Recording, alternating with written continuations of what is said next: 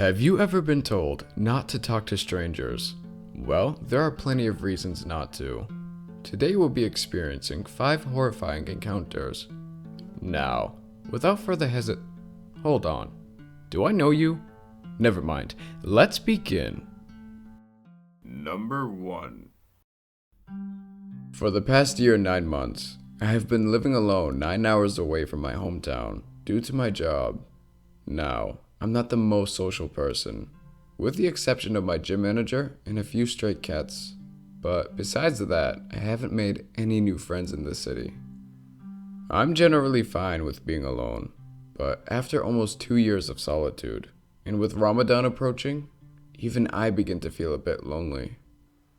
So, yesterday afternoon, as I was about to get off work, I started contemplating my dreadful return to my empty flat, and I thought perhaps it wouldn't be a bad idea to get a flatmate, or move in with one. I'd actually been thinking about this for a few weeks now, so I got my phone out, quickly found a few ads, then saved some numbers. Once I got home, I decided to call the one that I saved as Madi Rent. Madi was apparently the landlord's name. He was renting out the still available room in his 2-bedroom flat.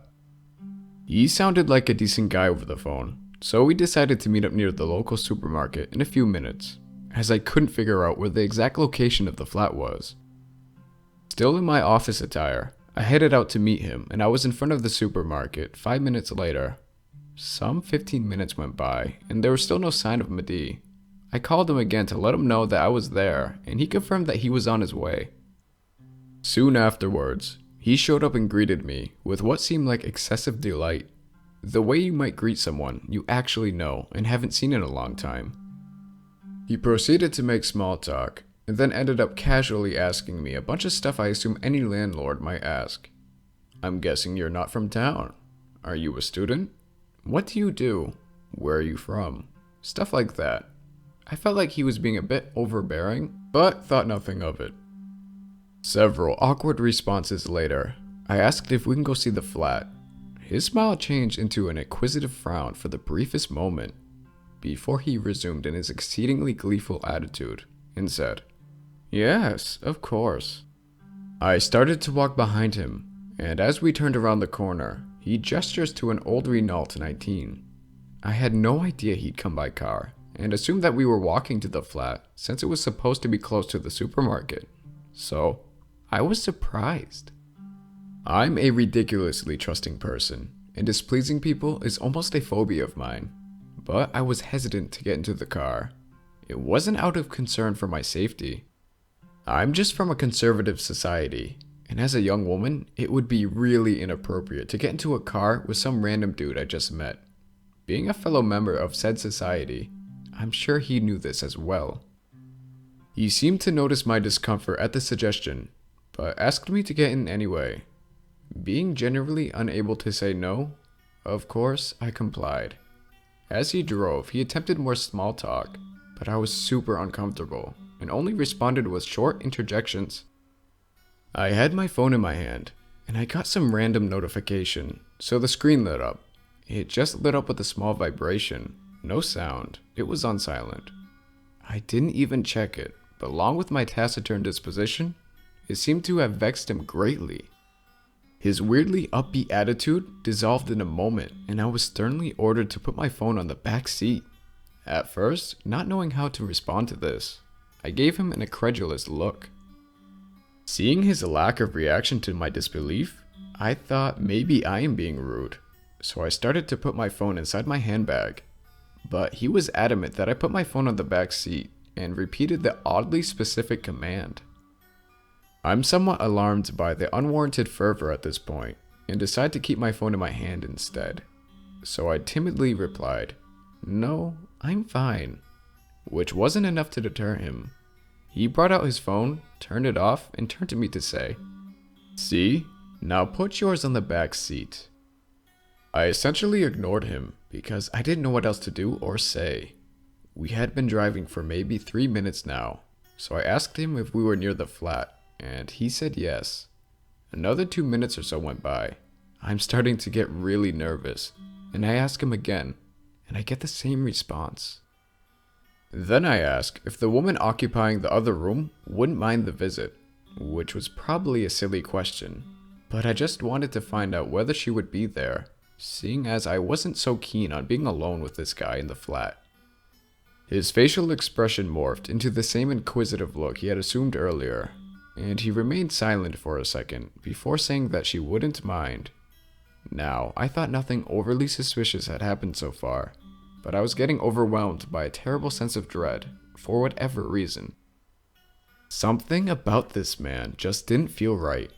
This feeling was shortly confirmed when he caressed my hand. I got startled and instinctively flinched away, then finally mustered up enough courage to ask him to stop the damn car. Instead of stopping, he put a firm hand on my thigh and flatly told me to calm down. Further internal panic ensued, but I tried to keep my outward composure and I asked him again to stop the car. I was ignored and he kept attempting to touch me. I was absolutely freaked out at this point, and I was thinking that I should just jump out of the car, because God knows where this creep is taking me, and what he might do to me. This car was from the 80s, and you had to unlock the doors manually. I looked at my door to check if it was unlocked. We were thankfully coming to an intersection with a stop sign, where he'd have to slow down to almost a halt, so I thought this was my chance to get out. I'm still trying to get his hand off me as the car starts to slow down. Meanwhile, my phone starts vibrating in my hand, and I look at my screen. Initially, I was confused and couldn't comprehend what I was looking at. But no words can describe the sheer terror that overcame me when I saw the caller's name. Madi Rent. For a fraction of a second, I was just paralyzed by the chilling realization that this guy was even more of a stranger than I'd thought, and that he had likely realized at some point that I thought he was someone else, yet decided to pretend he's actually who I thought he was anyway, to keep me in his car.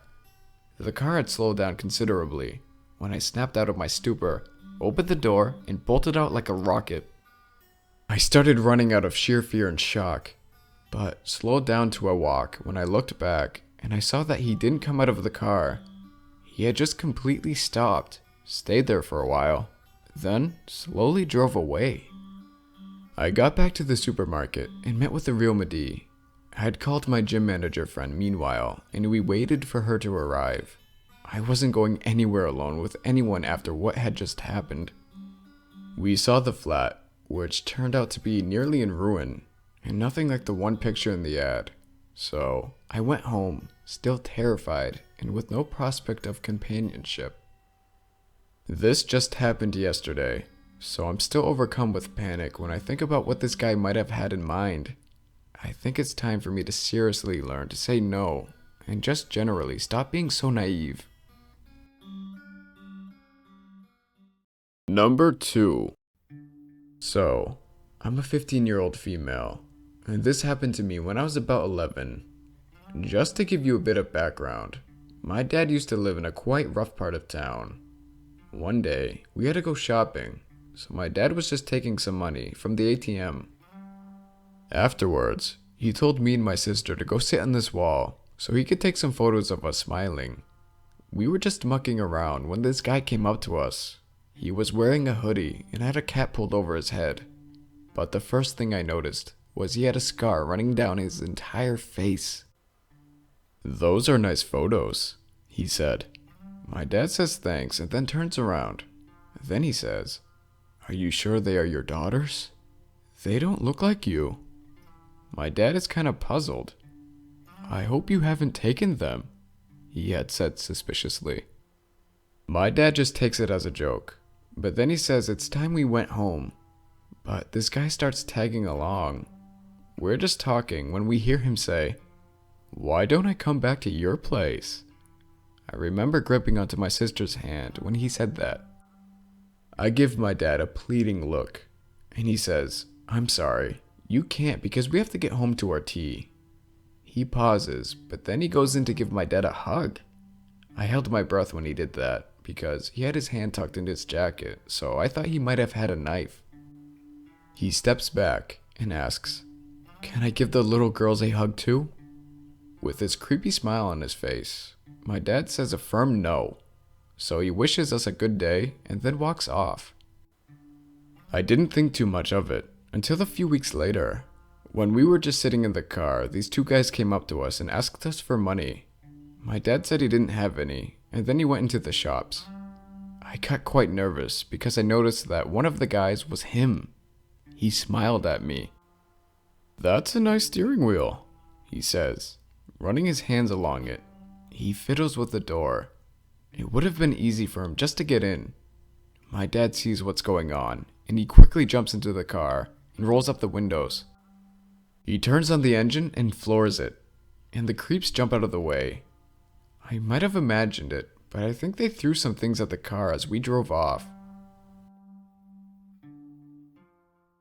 Number 3. I went to college in a town with a big university, a school with 5,000 students, and it was a technical college, so there were a lot of young people around all the time. For context, I'm 5'11", slightly overweight, and I'm a female with broad shoulders. So, people usually don't mess with me. But I do get the occasional creeper that says, "I'm a tall, cool glass of water," or "Look at them legs." I lived a few blocks from campus, so it was not uncommon for me to walk to and from classes. However, one night I had met with a group for a class project after class, and we were out later than I thought we would be, so I had to walk home alone around 10 p.m. in the dark. I was fine on campus, and about a block after leaving campus, I got a gut feeling that something was wrong. I knew there was someone following me, and most of the town was shut down, except a pizza place that was open, but I had just passed it. I looked ahead of me, and there were two girls walking ahead with a pizza, carrying it back to their apartment, or wherever. I decided it would be better to embarrass myself than to become a victim. I yell, "Hey friends, wait up!" These girls were total strangers, and they turned around expecting to find a friend of theirs. Instead, what they saw was a strange girl flagging them down, and behind her, a guy in a hoodie who stopped walking. They both got gut feelings that something wasn't right, and they decided to play along. "Hey girl, on our way to Brandon's party, you want to walk with us?" I caught up with them and pretended I needed to get something out of my bag, so we stepped to the side, and they were both giving me a freaked out look. At that moment, the hooded man passed us with this look of hatred. His eyes burned into mine, and he continued walking. I ended up going to the party with my new friends. Later that night, we got a campus alert message that a student had been attacked a few blocks off campus, and the description matched the guy that was following me. We contacted the police, and the guy was eventually caught. I still talk to those girls occasionally, though we live in different parts of the country now. But I am glad that I never met that man.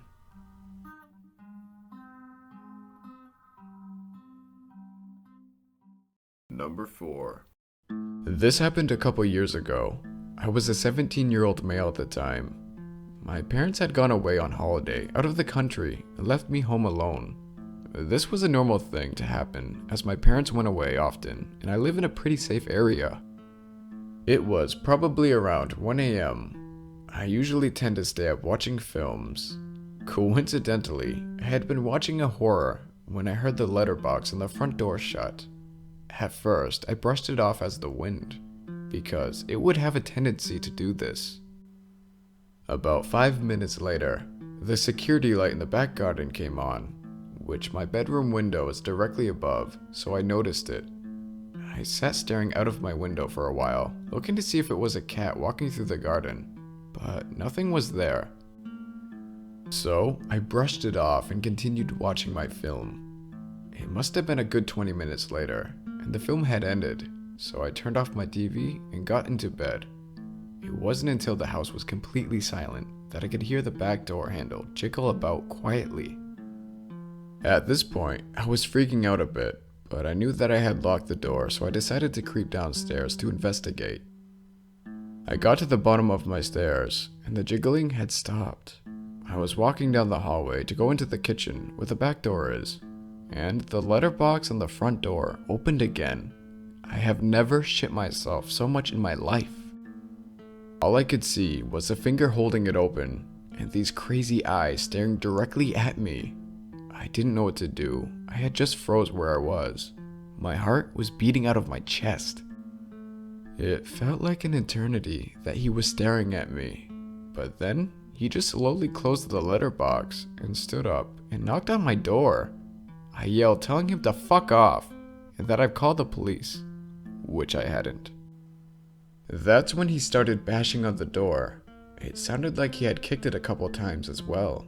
But then, it had suddenly just stopped. It was over. It's fair to say, I didn't get any sleep that night.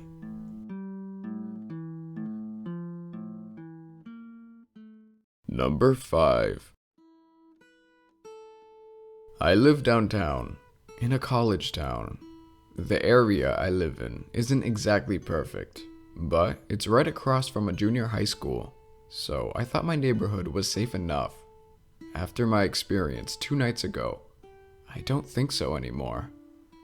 I work late, until 3 or 4 in the morning, but this night I hadn't.